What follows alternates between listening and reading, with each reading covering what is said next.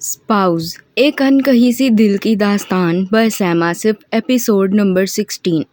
मंजर था कसर सिकंदर का, जहां पर इस वक्त खिजर बलाज, दानिया, सिकंदर बलाज, हरीम और जाजिब लाउंज में बैठे परेशानी से लाउंज के ऐन बीचों बीच लेटी फड्डेबाज हरम को हैरानगी से देख रहे थे, जिसका आज नया फड्डा चालू था।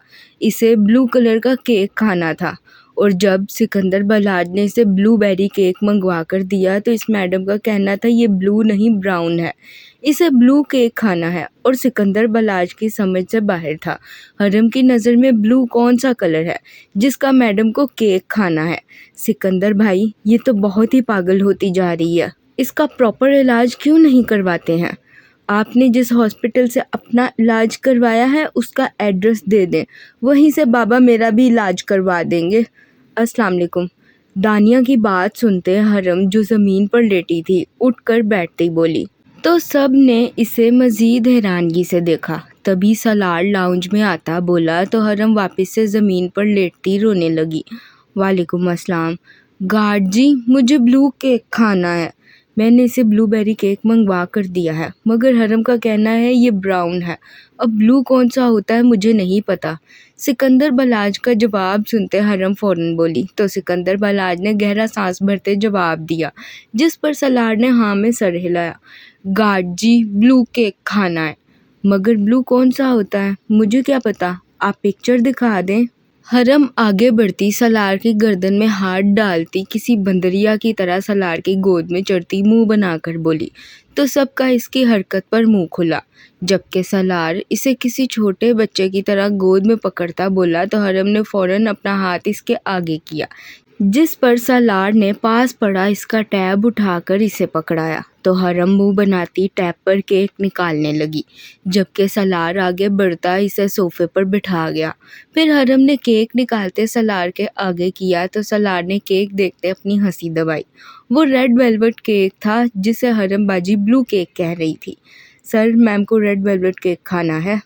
मैं और मैम बेकरी चलते हैं, केक लेकर आते हैं। ओके ओके, 2 मिनट्स में रेडी होकर आती हूँ। आप मासा मूफा और सबको फ़ोन करके बुला लो। सलार के मुस्कुरा कर तस्वीर दिखाने पर सिकंदर बलाज ने गहरा सांस भरा। फिर सलार फ़ौरन बोला तो सिकंदर बलाज ने हाँ में सर हिलाया। जबकि हरम सोफे पर खड़ी होती बोली तो सलार हल्का सा मुस्कुराया। जबकि हरम भागकर ऊपर अपने कमरे में बंद हुई। ठीक 5 मिनट बाद हरम वाइट शर्ट के नीचे ब्लू जीन्स और पैरों में वाइट जॉगर्स पहने लाउंज में दाखिल हुई। काला बैग दोनों कंधों के साथ झूल रहा था, जिसमें हरम की ज़रूरत का सब सामान था। हरम को आता देखकर सलार फ़ौरन से खड़ा हुआ। आप लोग भी साथ चलें? नहीं, मैं तो बाबा पास ही रहूँगी, तुम लोग जाओ। सलार की बात सुनते हरीम फ़ौरन बोली तो सलार ने कंधे उचकाए। फिर हरम को लेता कसरे सिकंदर से निकलता चला गया।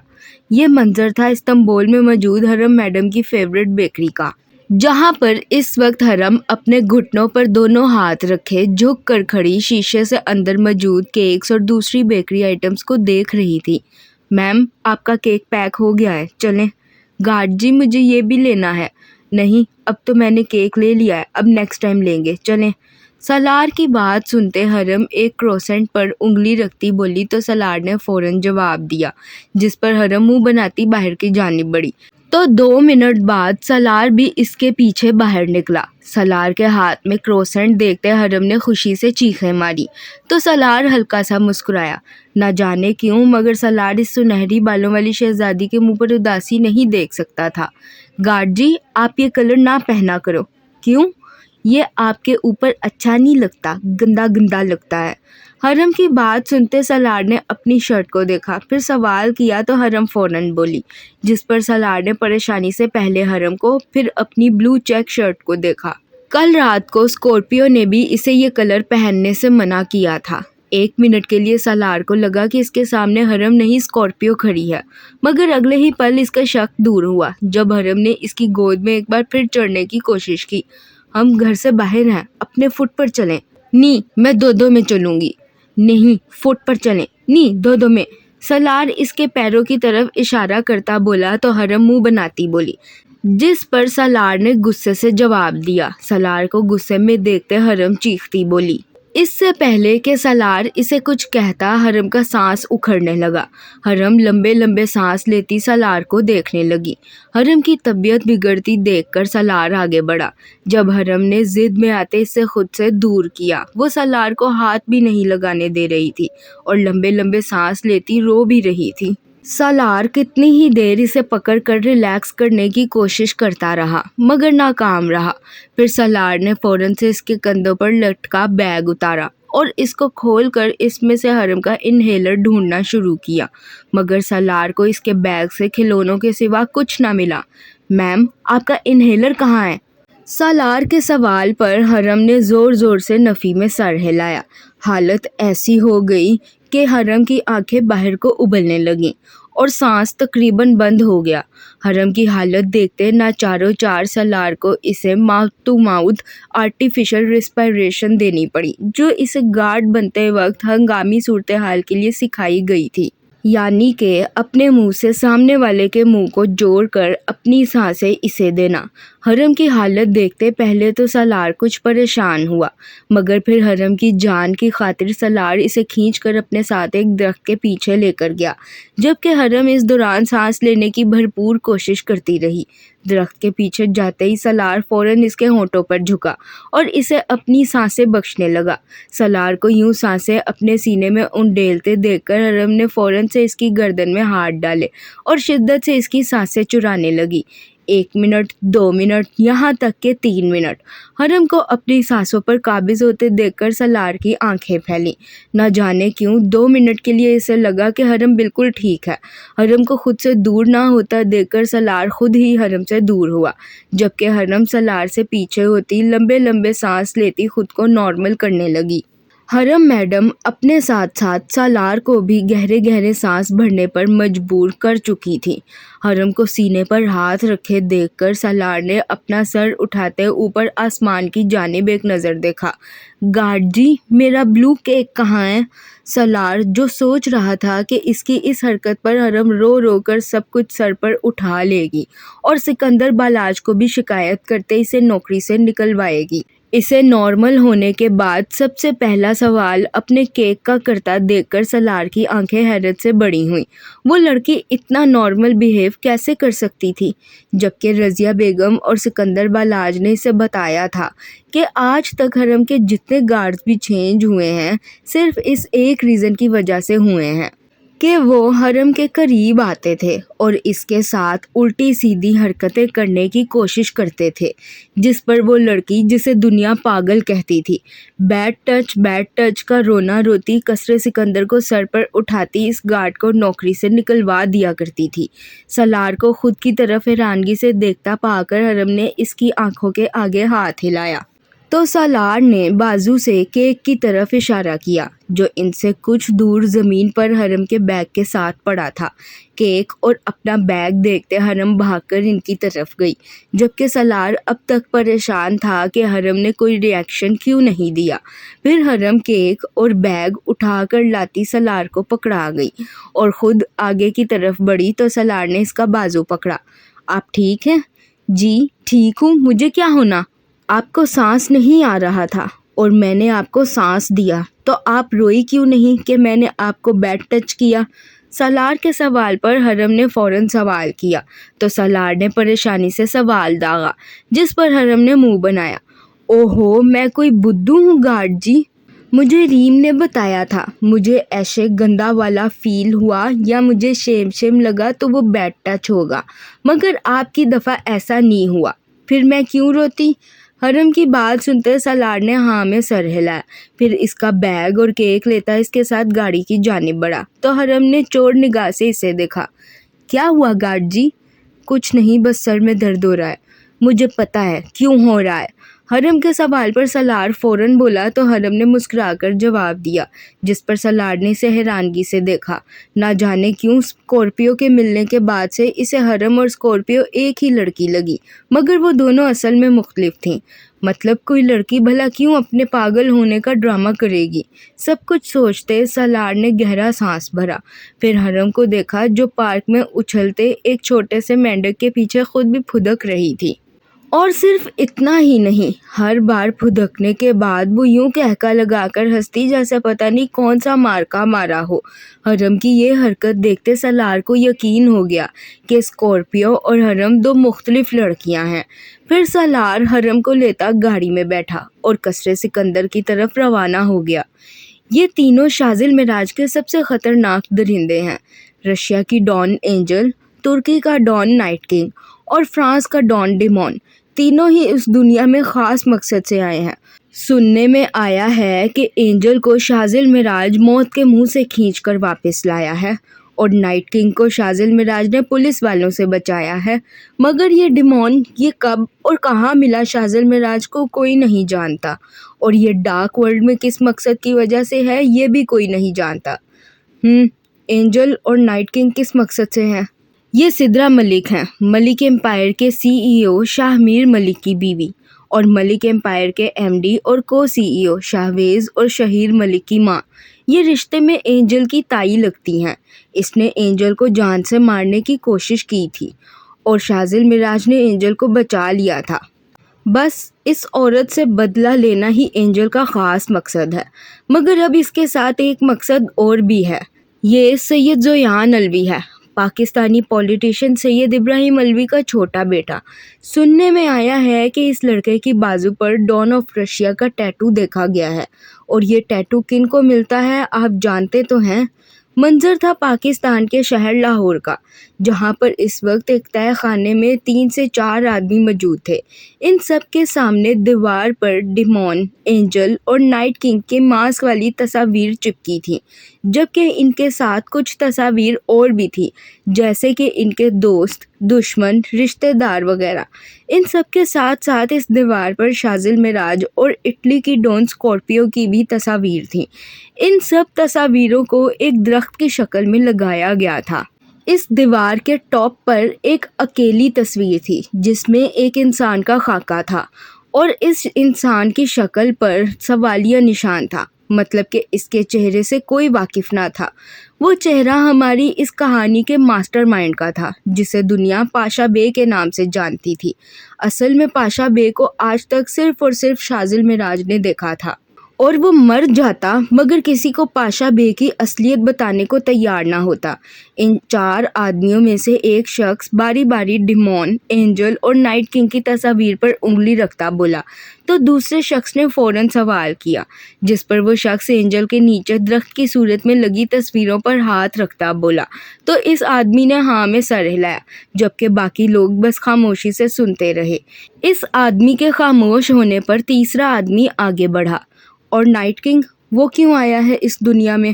مجھے کنفرم نہیں پتا، مگر میں نے سنا ہے کہ نائٹ کنگ پر اس کی ہی ایک دوست سے زیادتی اور قتل کا الزام تھا، جس پر پولیس اسے اپنے ساتھ جیل لے کر گئی تھی، مگر اصل میں نائٹ کنگ نے ایسا کچھ نہیں کیا تھا۔ اسے زبردستی ایک ناکردہ گناہ کو قبول کرنے اور اس کی سزا کاٹنے کا بولا جا رہا تھا، جس پر شاذل معراج نے نائٹ کنگ کی مدد کرتے اسے اس جیل سے آزادی دلوائی تھی، اور بدلے میں نائٹ کنگ نے شاذل معراج کو ترکی گفٹ کیا تھا۔ اور ڈیمون، اس کے بارے میں کیا پتا ہے؟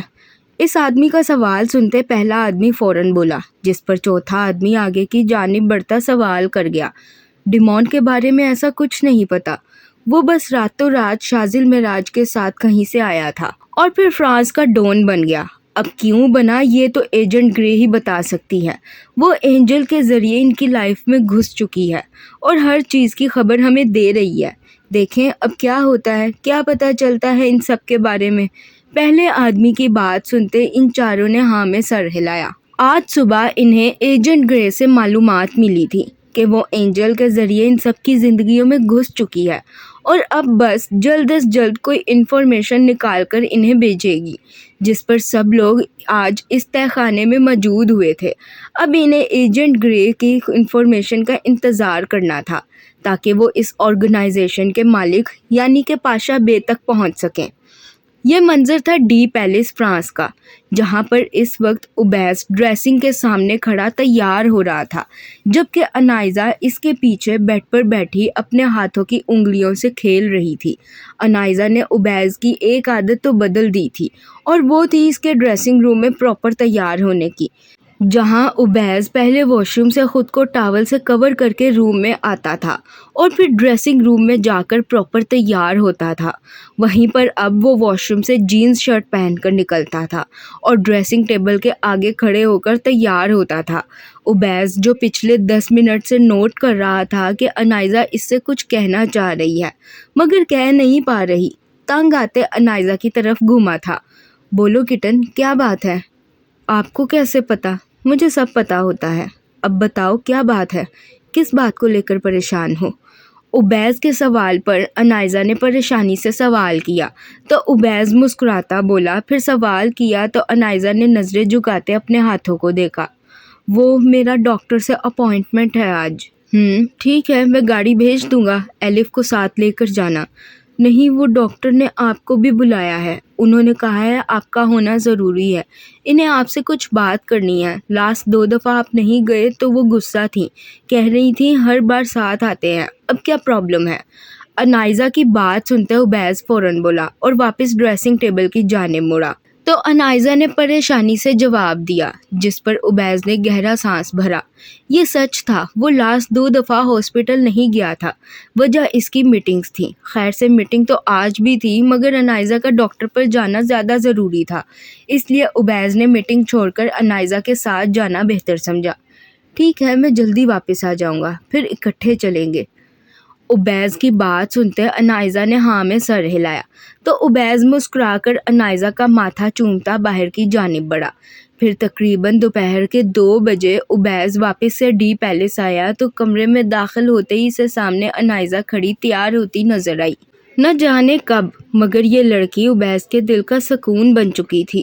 انائزہ کو دیکھتے عبیز نے گہرا سانس بھرا اور خاموشی سے آتا اس کے پیچھے کھڑا ہوا تو انائزہ نے مسکرا کر اسے دیکھا۔ آپ آ گئے؟ ہاسپٹل جانا تھا نا، اس لیے جلدی آ گیا۔ You looking beautiful. Thank you. Hospital چلیں، دیر ہو رہی ہے۔ انائزہ کے سوال پر عبیز مسکرا کر بولتا، انائزہ کے کندھوں پر دونوں ہاتھ رکھتے اس کا اور اپنا شیشے میں نظر آتا عکس دیکھ کر مسکرایا تو انائزہ نے فوراً سوال کیا، جس پر عبیز نے ہاں میں سر ہلایا۔ پھر وہ دونوں ہاسپٹل کے لیے روانہ ہوئے۔ ہاسپٹل پہنچ کر عبیز نے انائزہ کا چیک اپ کروایا تو ڈاکٹر نے عبیز کی اچھی خاصی کلاس لی، وجہ انائزہ کا پراپر ڈائٹ پلان فالو نہ کرنا اور اس وجہ سے ویک ہونا تھا۔ ڈاکٹر سے کلاس کروا کر عبیز اور انائزہ جب ڈاکٹر کے روم سے باہر نکلے تو عبیز نے انائزہ کو گھور کر دیکھا، جس پر انائزہ نے نظریں جھکاتے معصوم شکل بنائی۔ ایلف نے بتایا تم واک کرنے میں بھی سستی مارتی ہو اور اب ڈاکٹر نے کہا کہ تمہارے پراپر ڈائٹ فالو نہ کرنے کی وجہ سے تم ویک ہو گئی ہو۔ میرے خیال سے آج سے تمہاری میڈیسن کھانا اور وہ کا خیال مجھے رکھنا ہوگا۔ ڈاکٹر اور ایلف تو ایسے ہی کچھ بھی بولتے ہیں، اصل میں ایسا کچھ نہیں ہے۔ عبیز سچ میں؟ تم یہاں بیٹھو، میں میڈیسن لے کر آتا ہوں، پھر گھر چلتے ہیں، گھر جا کر بات کریں گے اس بارے میں۔ عبیز کی بات سنتے انائزہ فوراً بولی تو عبیز نے اسے گھور کر دیکھتے جواب دیا، جس پر انائزہ خاموشی سے سامنے والے صوفے پر بیٹھی تو عبیز باہر کی جانب بڑھا، جبکہ انائزہ گھر جا کر عبیز کو دینے والے بہانوں کی لسٹ سوچنے لگی جن کی وجہ سے وہ عبیز کی ڈانٹ سے بچ جائے۔ تم یہاں کیا کر رہی ہو؟ ارے مجھے تو لگا تھا تم اب تک مر گئی ہوگی، مگر نہیں، تم تو اب بھی زندہ ہو اور ماشاءاللہ سے یہاں پر چیک اپ کروا رہی ہو۔ ارے اسے دنیا میں لا کر کیوں سیگلوں کا نام برباد کرنا چاہتی ہو؟ ابھی انائزہ صوفے پر بیٹھی بہانے سوچ ہی رہی تھی جب ملائکہ سہگل پتہ نہیں کہاں سے اس کے پاس آتی کھڑی ہوئیں اور غصے سے بولی تو ابرار، کامران اور ملائکہ کو اپنے سامنے دیکھتے انائزہ کا سانس خشک ہوا، جبکہ اس کا بڑا ہوا پیٹ دیکھ کر انائزہ سہگل چلاتی بولی تو کامران نے انہیں کام ڈاؤن کرنے کی کوشش کی۔ ارے یہ کل موہی پہلے میرا شوہر کھا گئی اور اب خاندان کی عزت کھانے پر تلی ہے، تم مر کیوں نہیں جاتی انائزہ سہگل، مر کیوں نہیں جاتی؟ ایکسکیوز می، اپنی والدہ کو دور رکھیں میری وائف سے، اور آپ کو کوئی غلط فہمی ہوئی ہے، یہ انائزہ سہگل نہیں، انائزہ عبیز شیرازی ہے۔ ملائکہ انائزہ کے دونوں بازو پکڑتی اسے جھنجھوڑتی بولی تو انائزہ نے فوراً سے اپنے پیٹ پر ہاتھ رکھا، جبکہ عبیز جو میڈیسن لے کر ابھی انائزہ کے پاس پہنچا ہی تھا غصے سے ملائکہ کو انائزہ سے دور کرتا بولا تو کامران اور ابرار نے حیرانگی سے عبیز کو دیکھا۔ شیراز فارماسوٹیکلز کے مالک عبیس شیرازی کو فرانس کی بزنس کی دنیا کا کون سا شخص نہیں جانتا تھا۔ عبیس کو انائزہ کے نام کے لیے اتنا ٹچی ہوتے دیکھ کر کامران نے فوراً سے اپنی ماں کو انائزہ سے دور کیا، جو آنکھیں پھاڑے اس گبرو جوان کو دیکھ رہی تھی۔ بیٹا، تم بھی میرے بیٹوں کی عمر کے ہو، تم جانتے نہیں ہو اسے، پتہ نہیں کس کا گناہ اپنے اندر لے کر پھر رہی ہے۔ یہ کیا بکواس کر رہی ہیں آپ؟ خبردار، جو آپ نے ایک لفظ اور بھی کہا تو یہ میری بیوی ہے اور اس کے پاس میرا بچہ ہے۔ خبردار، جو میرے بچے کو کسی گند سے ملانے کی کوشش کی آپ نے تو میں جان لے لوں گا۔ اپنی پاگل ماں کو لے کر جاؤ یہاں سے اور علاج کرواؤ اس کا۔ چلو کٹن۔ ملائکہ سہگل کی بات سنتے عبیس ایک دھاڑ کے ساتھ بولا تو سب نے حیرانگی سے اسے دیکھا۔ کس میں ہمت تھی جو عبیس شیرازی کے آگے کچھ بولتا؟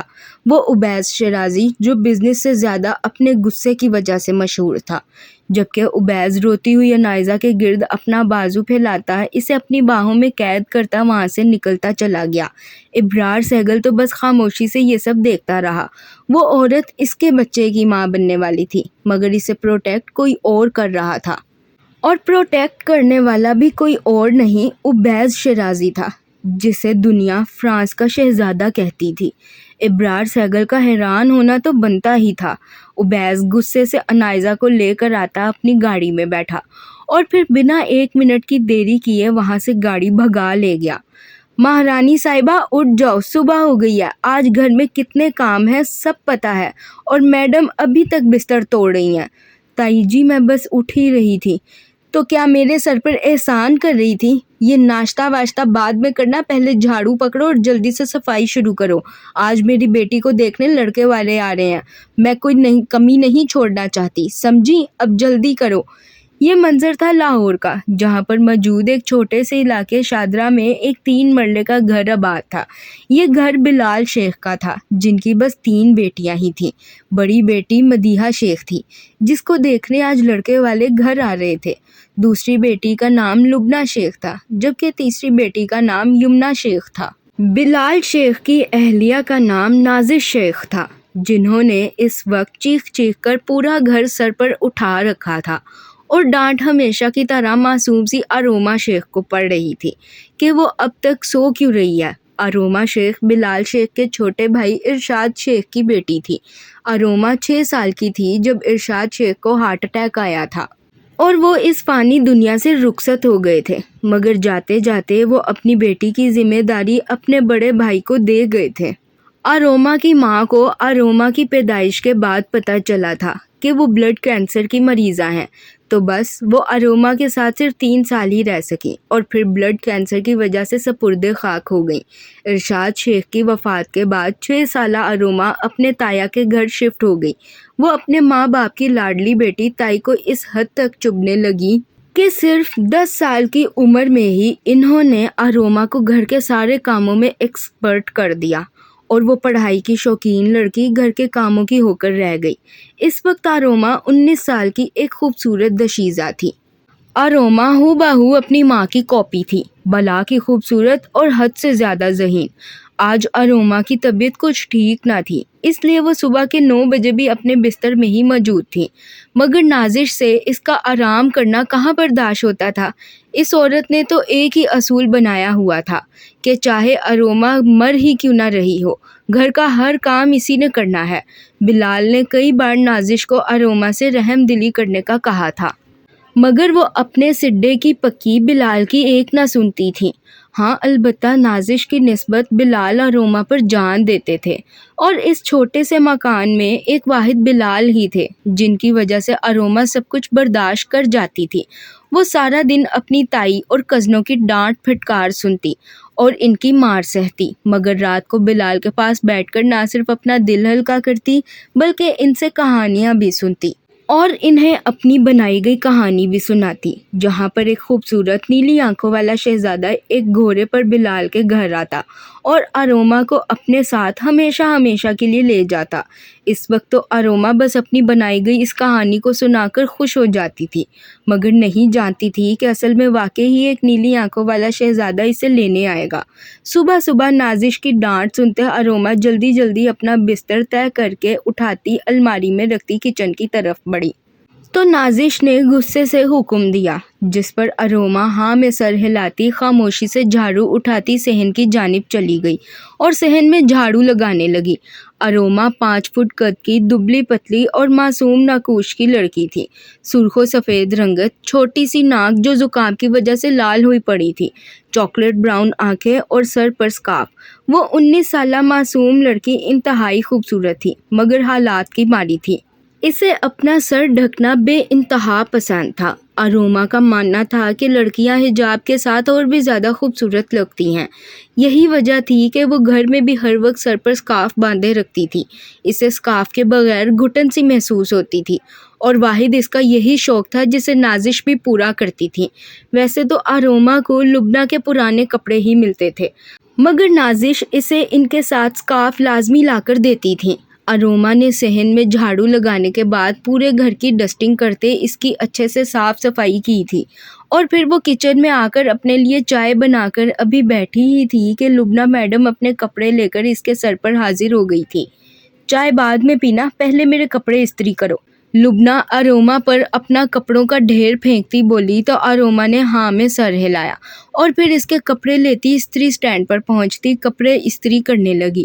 اروما ہمیشہ سے بلال کو کہتی تھی کہ وہ سنڈریلا ہے اور تائی جی، مدیحہ، لبنہ اور یمنہ اس کی سوتیلی ماں اور بہنیں، جس پر بلال شیخ قہقہ لگا کر ہنستے تھے۔ انہیں یہ معصوم سی سنڈریلا بہت پسند تھی۔ کپڑے استری کرنے کے بعد اروما نے جلدی جلدی چائے پی اور پھر مہمانوں کے آگے رکھنے والی چیزیں بنانے لگی۔ شام 4 بجے مہمان ان کے گھر پہنچے۔ اس وقت تک اروما تائی کی بتائی گئی ہر کھانے کی چیز تیار کر چکی تھی اور لبنہ کے ساتھ مل کر ٹیبل پر مہمانوں کے آگے کھانا رکھ رہی تھی۔ نیوی بلو لمبے فراک اور نیوی بلو ہی سکارف میں اروما کا چہرہ دمک رہا تھا۔ بھائی صاحب، یہ کون ہے؟ جی یہ میرے بھائی کی بیٹی ہے اروما، میرے بھائی کے انتقال کے بعد سے یہ ہمارے ساتھ ہی رہتی ہے۔ اچھا ماشاءاللہ، یہ تو بہت خوبصورت ہے۔ اگر آپ لوگ برا نہ مانیں تو میں آپ سے مدیحہ کی جگہ اروما کا ہاتھ مانگتی ہوں۔ جی بالکل، میں برا مانتا ہوں۔ آپ یہاں مدیحہ کو دیکھنے آئے تھے، اروما کو نہیں، اور میری طرف سے اس رشتے کے لیے معذرت ہے۔ میں اروما کا کیا، اب مدیحہ کا رشتہ بھی آپ کے ہاں نہیں کروں گا۔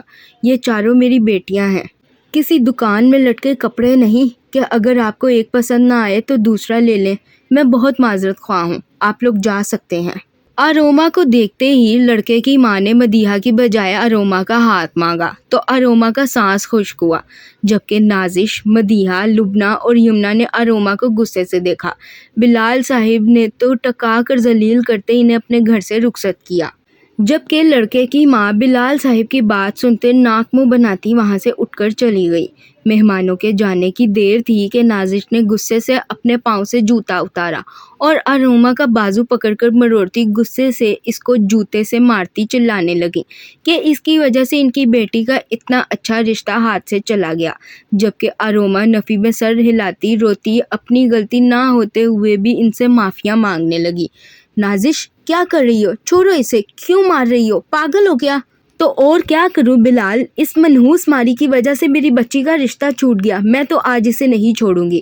لبنہ، اپنی ماں کو کمرے میں لے کر جاؤ، پاگل ہو گئی ہے یہ۔ نازش کو بلا وجہ اروما کو مارتے دیکھ کر بلال آگے بڑھتے انہیں اروما سے دور کرتے چلائے تو نازش نے بھی چلا کر جواب دیا، جس پر بلال غصے سے بولے تو لبنہ، مدیحہ اور یمنہ نازش کو اپنے ساتھ کمرے میں لے گئی۔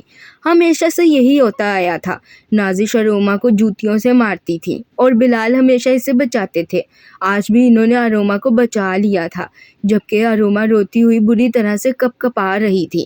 اروما کو یوں کپ کپاتا دیکھ کر بلال اسے اپنے ساتھ لیتے چھت پر آ گئے اور ہمیشہ کی طرح اس سے اس کی فکشنل کہانیاں سننے لگے تاکہ وہ نازش کی مار بھلا سکے، مگر وہ شاید بھول گئے تھے کہ اب اروما 10 سال کی نہیں رہی۔ اب وہ سب کچھ اچھے سے سمجھتی ہے مگر اپنے حالات سے لڑ نہیں سکتی ہے، اس لیے بس خاموشی اختیار کر لیتی ہے۔